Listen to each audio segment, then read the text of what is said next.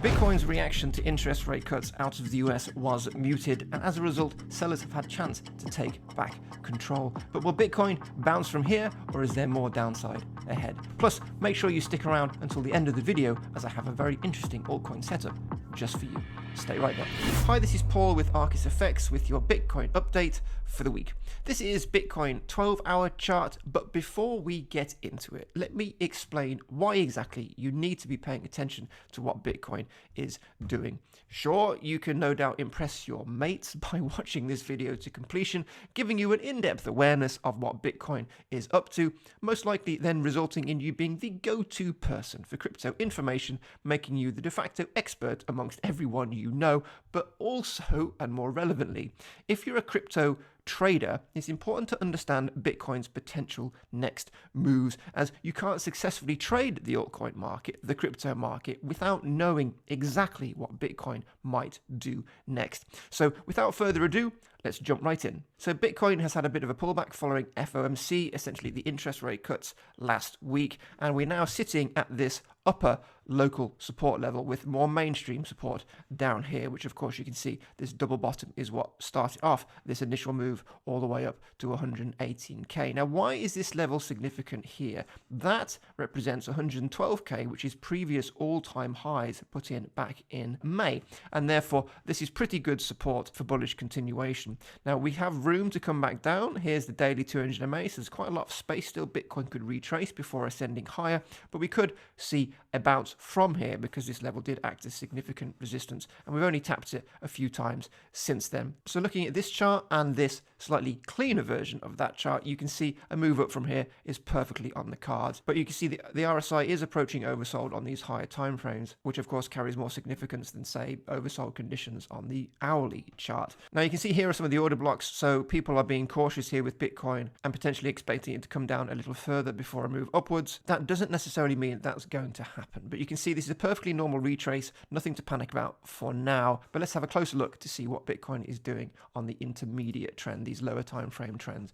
So this is Bitcoin 4-hour chart, and this is the 200 MA, and here's the 1-day 200 MA, so this is the 4-hour, and this is the 1-day. And here's the point of control, and we're currently bouncing off the 618 fib level, stuck underneath the 200 MA on the 4-hour, which isn't helping the price action. The advantage is, of course, if the price action does manage to break above this, which it may be trying to do at the moment, reflipping this 4-hour 200 MA from resistance back to support will bring in a few more buyers to the market and potentially propel the price action higher. But of course, the point of control, is acting as significant resistance to the price action. And last week, despite the FOMC announcement of interest rate cuts in the United States, we just couldn't get above this area. But of course, what we have to understand is the psychology behind this move.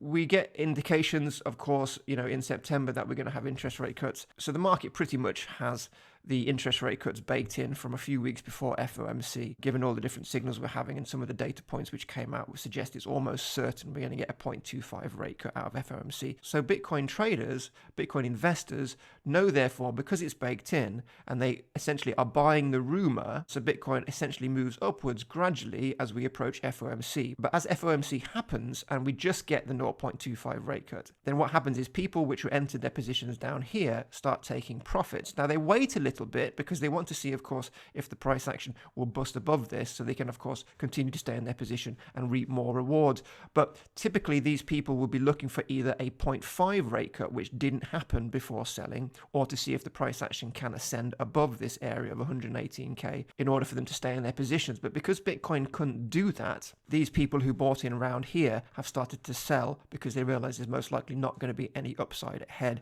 And as you can see, of course, once we lost this key trend line, the selling activity started to increase, and here we are. So that's the psychology behind this move, which is perfectly normal, perfectly healthy. We need a retrace now to bring in more buyers to the market. As of course, a 0.25 rate cut is something we've been waiting for, and even though it's not quite as bullish as we wanted, given there's a lot of uncertainty still in the market, things are improving in terms of the potential for risk assets at the moment. So this is still just a buying opportunity for investors. But you can see, of course, there's key support below at 107 and the further range low point of control sitting at 105, which is nice and flush with the 1-day 200 MA. So a further retrace could be on the cards. Bitcoin could come back down here and then ascend from there. But so far, we just need to see if we can retake the 4-hour 200 MA and then move up from there and then have another crack at this 118k level.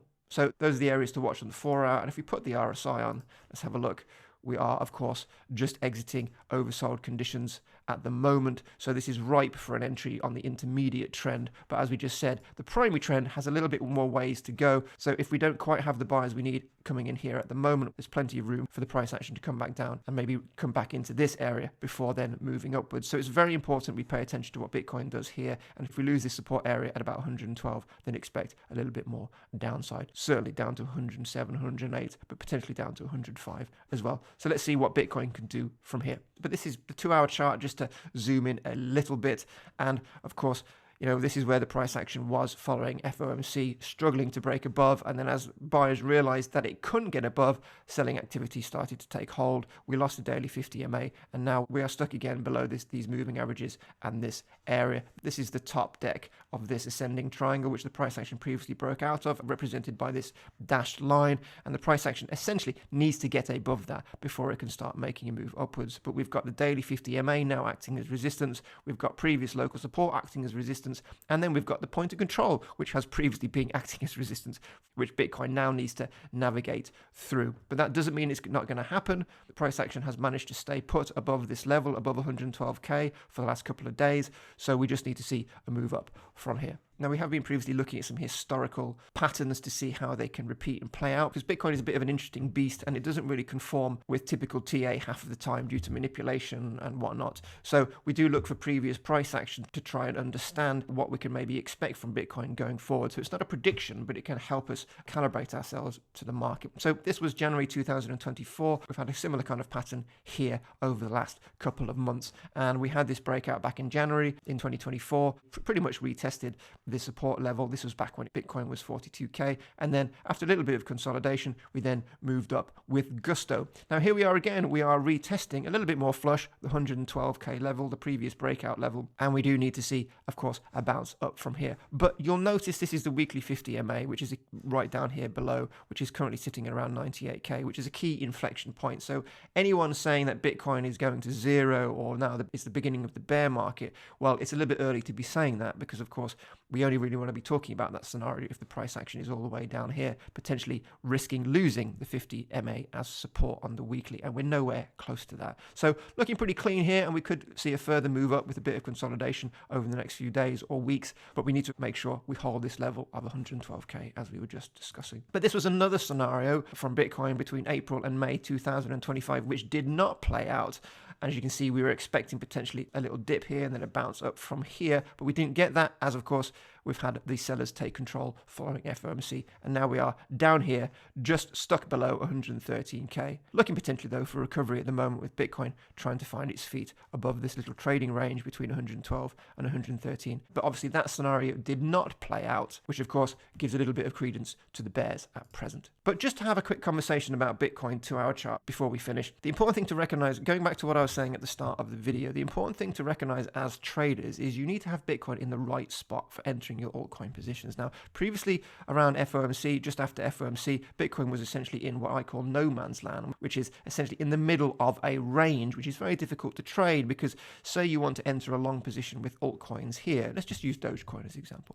Say you want to enter a Dogecoin position here. Dogecoin is in a great position to enter on its own chart, its own setup, but Bitcoin is stuck in the middle, meaning that you have a 50-50 chance of it going up or down, meaning that the probabilities of your Dogecoin trade are not that great. It's a bit of a coin flip, and really we want to have the probabilities in our favor. So when Bitcoin is down here, we had this ideal retracement zone labeled out just above 113K. If we hadn't come down quite as low, this would have been an ideal place to enter altcoin longs here, because Bitcoin is then at the bottom of its range with a lot of confluence for support, and then the probabilities of it moving up from there are increased maybe to 70%, which then of course equals your Dogecoin setup, which is a great chart, a great play, has a better chance, of course, of moving up from there. Therefore, this is the ideal retracement zone for Bitcoin, which we want, not just for Bitcoin positions, but for altcoin positions as well, as entering an altcoin position here in no man's land adds additional and unnecessary risk if you're looking for your altcoin positions. So for me, a lot of the altcoins which I'm now thinking of entering as Bitcoin is retraced, the ones which I was thinking of, presuming Bitcoin was coming down, were the ones which also had a little bit of room, a little bit of air beneath them for them to come down as well. Whereas if Dogecoin, as an example, was just ready to go right here and now, any retrace from Bitcoin is going to invalidate Doge's bullish idea. Whereas if an altcoin setup also has room to retrace a little bit before it enters an ideal area to long, then of course Bitcoin's move right here has facilitated that entrance for the altcoins, which makes it an easier and slightly higher probability play. But the issue now is, of course, Bitcoin has gone straight through our ideal retracement zone and settled at support just a little bit lower down at 112k. So for me as a trader, I am now looking at certain positions where we're at support, but I need Bitcoin to give me a bullish confirmation before I enter them. So a break above with Bitcoin like this, and then maybe a retrace down to here, and then a move up from here. This would be where I'll be looking to enter some of my altcoin positions, presuming they're in the right place, meaning my altcoin position is at support, Bitcoin is at support following bullish confirmation, and then probabilities will hopefully help us propel the price action upwards, which will then help my altcoin position. So this is the whole conversation about why we need to be paying attention to Bitcoin. So you definitely don't want to be entering a long trade here when Bitcoin is at resistance. That's even higher risk than entering in no man's land. But this area at support is a much better play because the probabilities of Bitcoin moving up, which would then result in your altcoin then moving up as well, meaning that you've used Bitcoin's momentum to power the movement of your altcoin setup. And that is how you get an edge in this market. But if you are looking for a slightly more bullish play out of Bitcoin, let's just quickly look at the 4-hour chart. And there's a potential, if janky, inverse head and shoulders forming. Remember, Bitcoin, of course, doesn't always give us the textbook examples, and we have to think about the psychology of these patterns and how they play out. So we have a potential, it's a little bit of a stretch, inverse head and shoulders here. This would be the left shoulder, this would be the head, and this would be the right shoulder. And of course, 112k is acting as support. So depending on your risk tolerance, if you are looking for more bullish confirmation before entering a Bitcoin position, you of course have this neckline of this potential inverse head and shoulders, which has nice confluence with this point of control as well at around 118k. So for me personally, I'll just be looking for a bit more of a bullish confirmation up above 113k. But if you're a little bit more risk tolerant and you want to see Bitcoin give you something a little bit more, then of course you've got this neckline of this inverse head and shoulders to act as a line in the sand. And if you do see Bitcoin move up from here like so, then of course you have another potential entrance for Bitcoin as well. But of course, that's just something else to consider. But more relevantly, this neckline could potentially act as additional resistance to the price action as it ascends up here. So we've got the point of control, load of sellers there. We may have a load of sellers at this neckline. So caution here, but just a little bit of a play, food for thought. But if you are looking to enter at support here, you could see a nice move all the way back up to here for a nice 10% with Bitcoin, with a nice easy place to put your stop loss down here. But as I said, there's quite a lot of perspectives for Bitcoin at the moment. So it is a little bit wait and see, but plenty of opportunities as long as Bitcoin can hold 112k, that level. But just checking in with Bitcoin dominance, and you can see, of course, for the first time in a while, we have put a higher high in Bitcoin dominance, which essentially means that this is altcoins selling off a little bit following Bitcoin's retrace, which means the market was spooked by Bitcoin's move, whereas previous moves haven't been as scary for altcoin investors. So we do very much need to see Bitcoin dominance resume its downtrend from here and just trying to ignore this higher high. We want to see potentially something like this so we can surpass this previous swing low for bullish continuation for altcoins. Just bearing in mind, if you're not familiar with Bitcoin dominance, that when it is going higher, that's typically not great for altcoins. When it is going lower, that's why it's green. That is pretty good for altcoins. Now, of course, talking about entering altcoin positions, you want Bitcoin essentially at support of its range for an altcoin long to play out, but you also want Bitcoin dominance at resistance for an altcoin long to play out, because if you've had a move against the altcoins from Bitcoin dominance like this, the next move could potentially be one which pushes them up further, and this sort of move would be good for altcoins. So you can incorporate that into your strategy to try and get all of those things lined up ideally, so you have the best probability of your altcoin setups playing out. But I did, of course, promise you a altcoin setup at the end of this video today to celebrate, of course, the release of altcoin picks on Thursday, where we'll cover loads more altcoin setups in much more detail. This is Tree USDT 2-hour. Now, this is something I've already traded,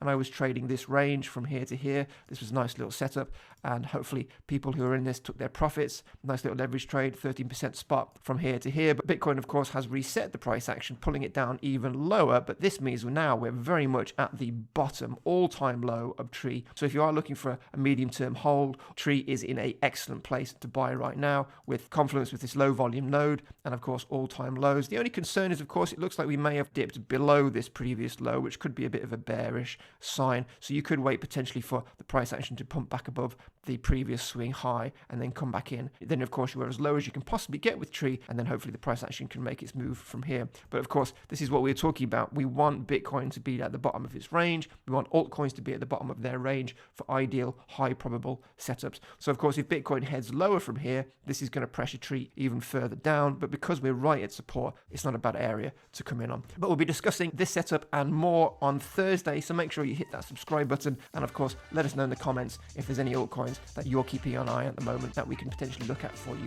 on Thursday. But that's it for now. I'm Paul with ArcisFX. Don't forget to hit that like button, click subscribe, and I look forward to seeing you all on Thursday for our new altcoin picks video. And on Friday, of course, I'll be doing my weekly live stream where you'll also have the chance to ask any questions you have, ask me to look at tokens you're thinking of trading, and of course to see how Bitcoin has coped with the week ahead.